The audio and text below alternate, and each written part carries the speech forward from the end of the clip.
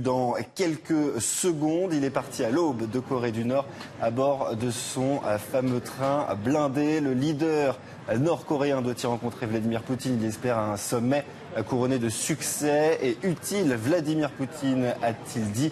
Il s'agit pour Kim Jong-un de sa première rencontre avec un chef d'État étranger depuis son sommet avec Donald Trump. Un peu plus tôt ce matin, Kim Jong-un, que vous voyez sur ces images, a franchi la frontière russe. Il s'est arrêté à Kassan, ville frontalière avec la Corée du Nord et la Chine. Il a été accueilli par des femmes en costume traditionnel avec du pain et du sel. Et pour suivre cette rencontre, nous retrouvons tout de suite en direct de Vladivostok notre envoyé spécial Kirill Kotikov. Kirill, bonjour. Vous voyez, Kim Jong-un est en train d'arriver, n'est-ce pas ?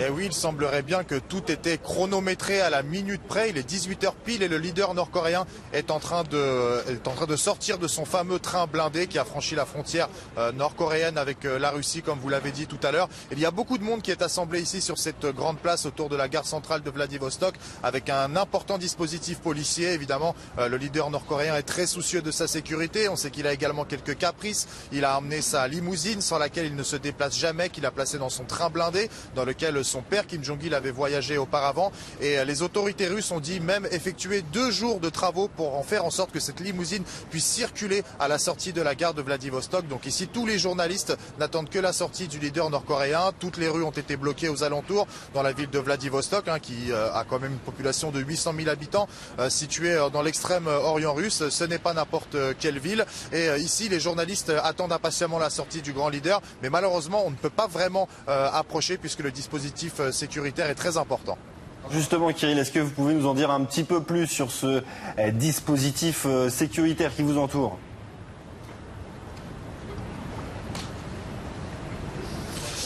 Alors la rencontre entre le président russe et le leader nord-coréen aura lieu Kotikov, demain priorité au direct.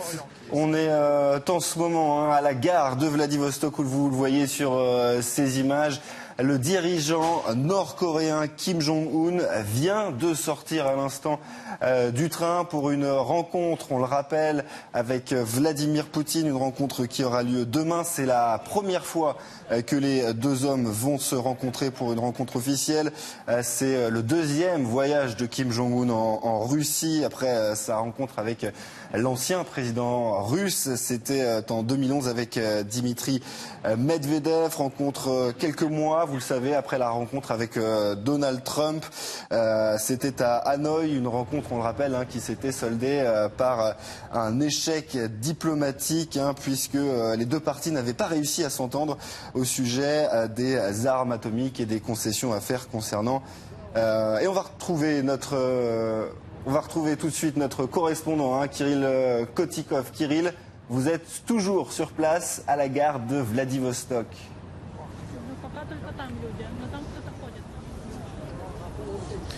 Oui, tout à fait. Juste avant qu'on ne soit coupé, j'étais en train de vous expliquer que demain, en fait, la rencontre entre Vladimir Poutine et Kim Jong-un allait avoir lieu à l'université d'Extrême-Orient, qui est située sur une île qui se trouve face à Vladivostok, par laquelle on accède à un pont qui a été construit il y a quelques années. Il est assez récent et là, la sécurité est assez drastique. Toutes les entrées sont soigneusement filtrées, les voitures sont fouillées, les étudiants sont priés de bien faire attention à ne pas trop circuler dans les rues. Et dans toutes les rues de Vladivostok, sur les feux rouges ou les panneaux publicitaires, sur certains monuments ou certains immeubles, il y a les 2 drapeaux russes et nord-coréens avec la police qui cadre un petit peu tout ce quartier. Donc on sent bien que c'est un événement pour cette ville importante de Russie.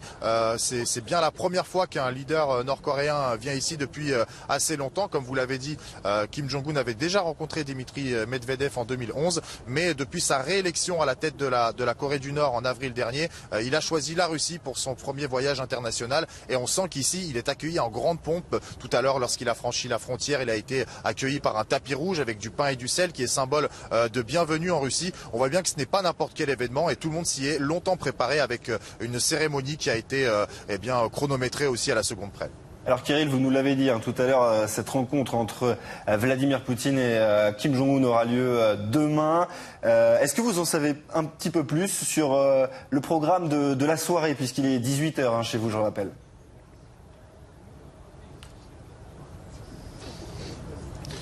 Oui, il est 18h. Alors demain, le programme devrait commencer aux alentours de 13h heure locale. On sera en pleine nuit à Paris. Il y a 8 heures de différence entre Vladivostok et Paris. Et bien évidemment, les discussions porteront avant tout sur le programme nucléaire, enfin sur les démêlés nucléaires de la Corée du Nord. On sait que sur la péninsule coréenne, les tensions se sont apaisées depuis quelques mois, depuis que Pyongyang a renoncé à ses essais nucléaires, a décidé de se faire plus calme. Les tensions avec les États-Unis se sont améliorées, se sont apaisées une nouvelle fois. Puisque vous le voyez sur ces images, Kim Jong-un qui est à l'instant sorti de la gare de Vladivostok et comme notre reporter Kirill Kotikov l'a répété, forcément entouré d'un énorme dispositif de sécurité. Vous voyez tous ces hommes qui l'entourent. Une délégation russe l'a forcément accueilli à la sortie du train et comme le rappelait tout à l'heure également notre reporter Kirill Kotikov, au menu des discussions entre Vladimir Poutine et Kim Jong-un qui auront lieu demain. Ce soir, il est 18h à Pyongyang. Les deux hommes se rencontreront demain et ils parleront de cette résolution politico-diplomatique au sujet de la dénucléarisation de la péninsule coréenne. On sait que la rencontre entre Kim Jong-un et Donald Trump, il y a quelques mois à Hanoï, avait été soldée par un échec à ce sujet. On rappelle également que Moscou, dans un deuxième temps, a récemment demandé la levée des sanctions internationales à l'encontre de Pyongyang. Pyongyang qui vient ici certainement chercher quelques soutiens face aux États-Unis. Je vous propose de profiter quelques minutes de cette arrivée en musique de Kim Jong-un à Vladivostok.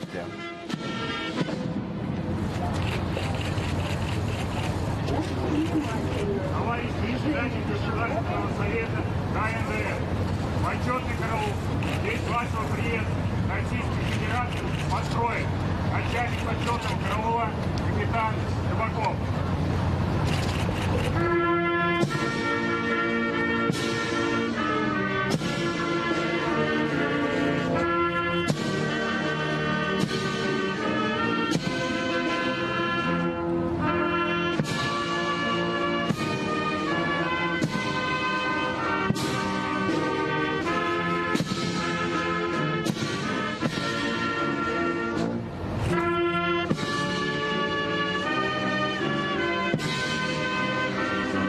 Allez, on va retrouver tout de suite notre reporter sur place à Vladivostok, Kirill Kotikov. Kirill, on l'a dit, le dirigeant nord-coréen est sorti il y a quelques secondes de la gare de Vladivostok. Est-ce que vous voyez, vous, ce qui se passe actuellement? Que se passe-t-il exactement autour de vous, Kirill?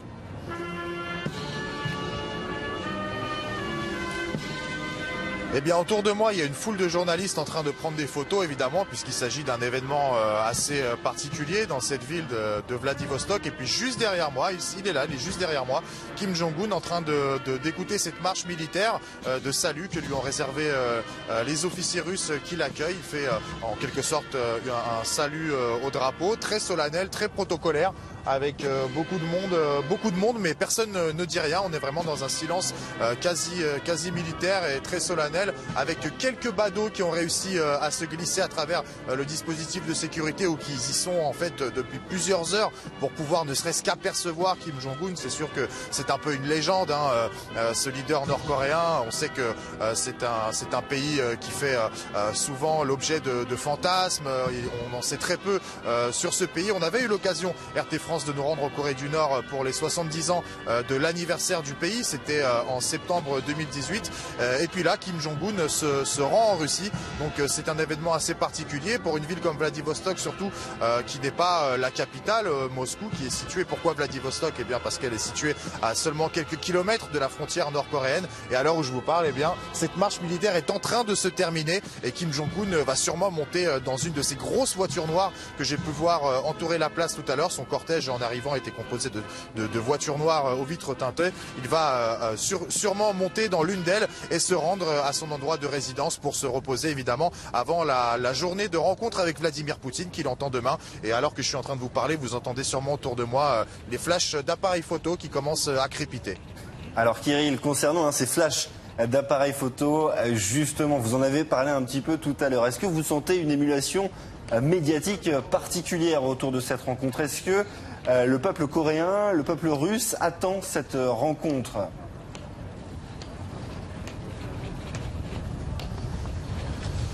Alors oui, c'est une rencontre attendue parce qu'on sait que la Russie joue un rôle important de médiation dans le conflit diplomatique qui oppose les États-Unis à la Corée du Nord. Comme vous l'avez signalé tout à l'heure à juste titre, ces tensions sont en train de s'apaiser sur la péninsule coréenne et on peut évidemment dire que la Russie a un grand rôle à jouer dans l'apaisement de ces tensions. C'est aussi pour cela que Kim Jong-un est présent aujourd'hui à Vladivostok pour pouvoir discuter de l'avancement de cette résolution politico-diplomatique avec le président Poutine. Il y aura une longue journée de discussion demain, d'abord dans un format réduit, puis en compagnie des deux délégations. Et puis ensuite, alors que Vladimir Poutine s'envolera pour Pékin pour participer à un autre sommet en Chine, cette fois dans la capitale chinoise, Kim Jong-un, lui, restera un jour de plus à Vladivostok où il aura l'occasion de participer à un programme culturel, à découvrir la ville, découvrir ses monuments, son histoire et visiter notamment l'université d'Extrême-Orient qui est située à Vladivostok et qui accueille plusieurs milliers d'étudiants. Et c'est là-bas que se passera la rencontre avec Vladimir Poutine demain. Alors si vous nous rejoignez à l'instant sur RT France, 10h13 à Paris, 18h13 à Vladivostok en Russie, où vous le voyez sur ces images, Kim Jong-un, le leader nord-coréen, est arrivé il y a quelques minutes à la gare de Vladivostok, le dirigeant nord-coréen qui va rencontrer pour la première fois Vladimir Poutine lors d'une rencontre officielle. Vous les avez vus, ces protocoles de bienvenue, beaucoup de monde autour du dirigeant nord-coréen, toujours pas de président russe, toujours pas de Vladimir Poutine, puisqu'on rappelle encore une fois, les deux hommes se rencontreront demain. Beaucoup de sujets sur la table, on l'a évoqué tout à l'heure, les désaccords concernant la dénucléarisation de la péninsule coréenne, beaucoup d'autres choses encore. Kirill Kotikov, notre reporter, le disait tout à l'heure, c'est la deuxième fois que Kim Jong-un se rend en Russie, puisqu'il était déjà venu en 2011 pour rencontrer l'ancien président russe, Dmitri Medvedev. Et on rappelle aussi au sujet de ces désaccords entre Washington et Pyongyang au sujet de la dénucléarisation de la péninsule coréenne que Moscou a récemment demandé la levée des sanctions à l'encontre de Pyongyang. Une levée des sanctions qui sera bien entendu un point très important de la rencontre entre Vladimir Poutine et Kim Jong-un dès demain. Je vous propose maintenant de profiter un petit peu des images qu'on voit en direct avec, vous le voyez, des parades militaires pour l'accueil de Kim Jong-un. Beaucoup d'officiels russes qui accueillent le dirigeant nord-coréen lors de cette visite. Je vous laisse profiter des quelques images que l'on peut voir en direct de Vladivostok.